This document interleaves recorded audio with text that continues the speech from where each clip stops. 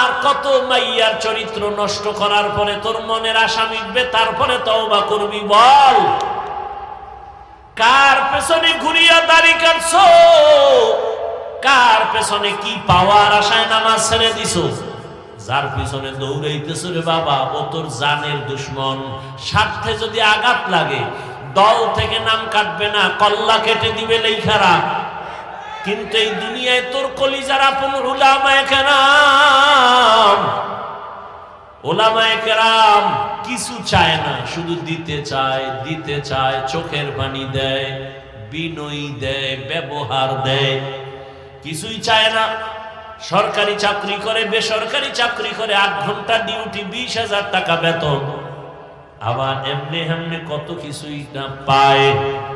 আর একজন আলেম ইমামতি করে, 24 ঘন্টা রিমান্ডে থাকে, বেতন 5-7 হাজার, 10 হাজার, তাও ঠিক মতো মাস শেষ দেয় না। কোনদিন ইমাম বরদোয়া করে নাই, কারো সাথে খারাপ আচরণ করে নাই। ছাত্র জনতার বৈষম্য বিরোধী আন্দোলন সফলতার চাঁদ উঠে নাই যতক্ষণ পর্যন্ত আলেম আর ছাত্র ময়দানে নামে নাই।